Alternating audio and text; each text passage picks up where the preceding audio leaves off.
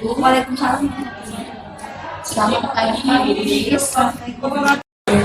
Saya calon peserta angkatan 9 Kota Pontianak. Silakan Mas.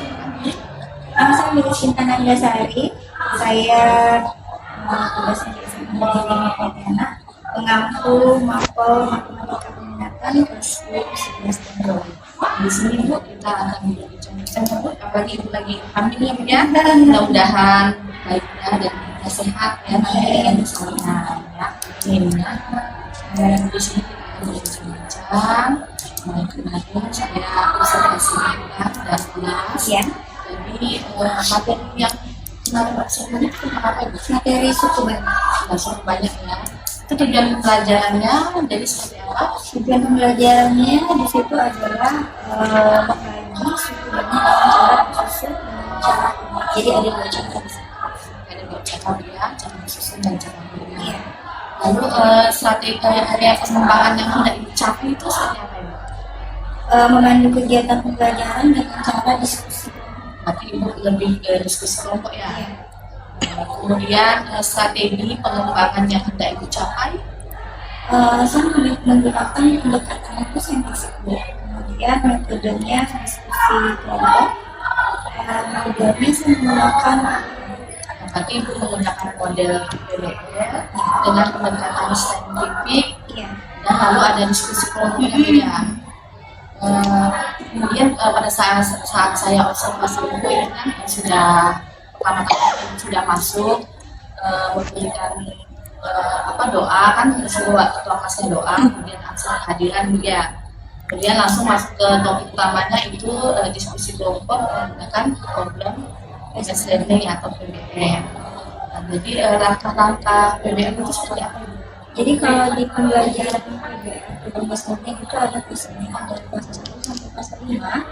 Yang pertama mengorientasi peserta didik pada masalah, jadi diberikan masalah dulu di situ. Kemudian peserta didik belajar dari masalah yang dilihatnya, yang dihadapinya. Kemudian di situ peran guru adalah membimbing.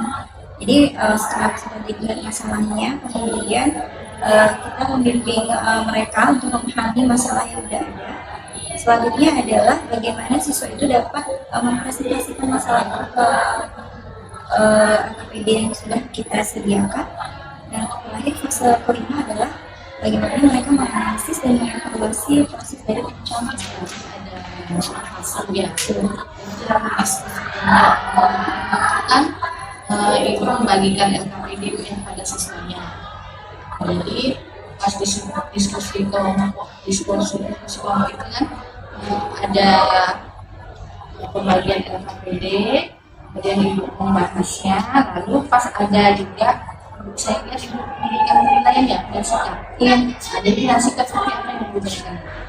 Yang saya lihat adalah bagaimana mereka berdiskusi antara sesama anggota kelompok, kerjasamanya, kemudian keaktifan dalam menanya, kemudian menjawab. Jadi aktif mereka berdiskusi. Sama kerjasamanya. Iya, bagaimana mereka kerjasama dalam satu. Kemudian Ibu kan membagi kelompok itu berapa satu kelompok? Satu kelompok ada 6. Ada 6 orang ya. Jadi Ibu membagi kelompok itu berdasarkan apa? Berdasarkan tingkat kemampuan. Jadi kemampuan yang itu apa? Ada kemampuan yang tinggi, sedang, kemudian kemampuan tinggi, sedang, rendah. Jadi Ibu melihat kemampuan mereka itu dari apa? dari kritis atau pas diagnostik awal ya. Ya, awal ya, jadi Ibu bisa melihat kemampuan mereka ya. Jadi misalnya mereka ada di bagian mana, sedang atau kemudian Bu pada saat diskusi tadi kan ada proses tanya jawab bukan? Pasti Ibu membimbing siswa kan? Apa saja yang memberikan pertanyaan atau permasalahan yang dihadapi pada saat mereka mengerjakan PBL tersebut? kalau untuk yang dengan cara bersusun sepertinya ada masalah. Lebih ke yang cara koordinasi, cara ada tahapannya gitu ya, harus dikali, ditujukan, kemudian diletakkannya juga. ada caranya gitu ya. Jadi lebih ke itu sih, mereka benar nggak Bu meletakkannya ya. masih dengan cara kan saya dengan model PBL ini kan rumusnya ini tetap pasti itu ya ada model PBL itu pasti ada lebihnya dan kelemahannya. Jadi kelebihan dari kelemahan model PBL ini sebenarnya Kelebihannya karena dia ada fase 1 sampai 5 tadi yang sudah saya jelaskan, jadi lebih terarah gitu ya, lebih terarah siswa dalam menyelesaikan masalah. Jadi ada fase-fasenya. Yang kekurangannya sih mungkin keterlibatan ya. Jadi ada pasti 1-2 orang di setiap kelompok gitu ya. Maksudnya nggak setiap kelompok di dalam satu kelas gitu. Ada 1-2 orang yang kadang berdiri fokus, sibuk sendiri gitu. tidak fokus dalam Ya pada saat diskusi. Jadi solusi itu yang meningkatkan jadi fokus belajar pada saat diskusi seperti apa?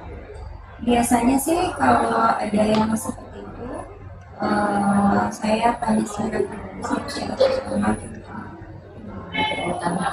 Ya, kita tadi tahu ya, masalahnya yang tidur pasti atau apa. selain PBL itu menggunakan pendekatan saintifik ya. Pendekatan saintifik itu dalam PBL itu seperti apa ya? Pendekatan saintifik itu kan ada mengamati, mengumpulkan informasi, menanya, mengasosiasi. Nah di situ dalam setiap fase di PBL, saya rasa itu terbiasa dengan seperti mengalokasikan peserta didik pada masing-masing. Nah di situ kan ada proses mengamati, ya jadi ada proses saintifik di situ. Begitu juga dengan proses saintifik. Iya,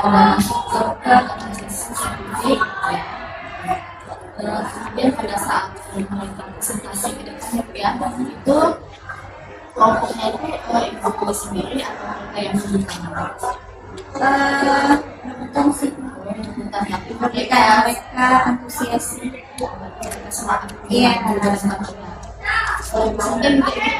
setelah melakukan presentasi ada proses tanya jawab juga kan sama yang lain.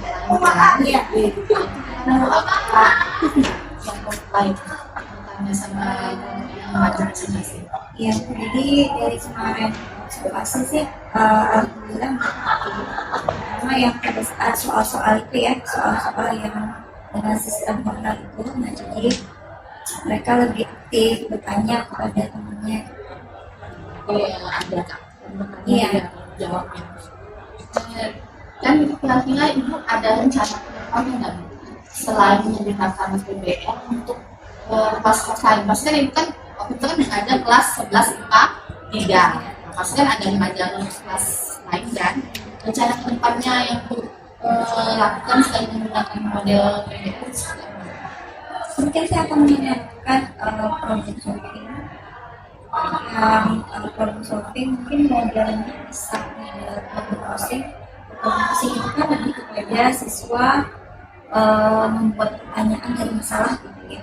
Nah itu sih yang lagi gimana caranya dengan kemampuan siswa yang ada ya, kemampuan siswa kita bisa pembelajaran itu bisa digunakan atau diterapkan. Tapi langkah-langkah problem solving itu seperti apa? Nah, kalau langkah problem solving itu kurang lebih ini ya, pokoknya guys, problemnya sudah tahu juga. Jadi yang pertama menyiapkan masalah, menyajikan masalah, kemudian mengumpulkan data-data, lalu mereka merumuskan hipotesis dari data-data. Mereka bisa mencari masalah. Iya, nanti mencari. Jadi nanti kita soal-soal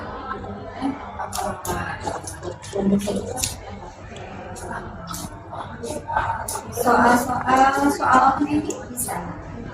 Soal open-ended itu kan sangat memungkinkan siswa untuk berkembang dalam mencari masalah.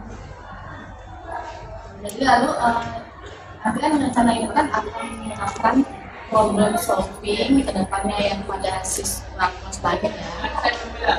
Jadi kira-kira siapa nanti yang akan Mungkin Bu Fitri bisa teman sejawat karena kita sama-sama mengambil mata pelajaran yang sama. Kemudian Bapak kelas matematika sama dalam solving ini ada tidak keinginan ibu misalnya menggunakan memasukkan pembelajaran diferensiasi kan? Pembelajaran diferensiasi itu kan ada konten, ada proses, ada format. Kira ada nggak Bapak yang juga tentang pembelajaran diferensiasi? bisa Pak. Karena kan problem solving itu model pelajaran yang akarnya problem solving itu kan banyak seperti PBL kan juga awalnya problem solving tapi modelnya kan beda. Ada model problem posting, kemudian tadi yang disebutkan pembelajaran diferensiasi. Nah juga itu kan sepertinya mengarahkan siswa untuk belajar memecahkan masalah. Jadi ibu bisa tertarik dari misalnya kan pembelajaran diferensiasi itu ada produk, ada konten, ada proses. Jadi dari tiga itu kepingin yang mana? Ya. Produk, proses atau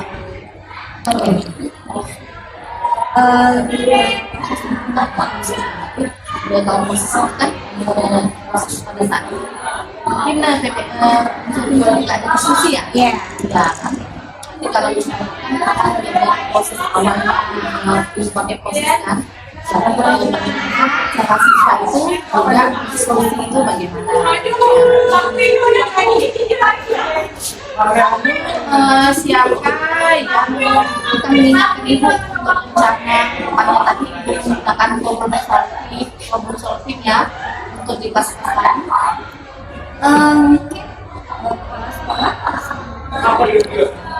Apalagi nanti kan semesternya kan itu kan kita ya pasti ada diskusi ya Bu ya. observasi terus kan secara berkala jadi harus belum bisa Kita depannya Bu saya akan ingin juga melihat tampil dengan menggunakan problem solving pemecahan masalah karena menarik itu ya problem solving. Nanti nanti ada fase-fase dan ya fase ya. Saya mungkin misalkan gitu ya. Iya, Saya kalau bisa masuk juga observasi Iya, silakan. Kalau dari kepala sekolah dengan pertemuan kita kali ini terima kasih bincang-bincang itu ya. terima kasih juga saya sudah mengobservasi saya jadi itu sebagai barometer untuk saya sendiri sebagai pengajar karena kan kita juga perlu tahu gitu ya bagaimana kita mengajar ya dari orang lain jadi untuk lebih baik ke depan. Semoga bermanfaat ya. Satu ini ada baiknya semacam lancar ya. Sukses selalu. Assalamualaikum. Waalaikumsalam.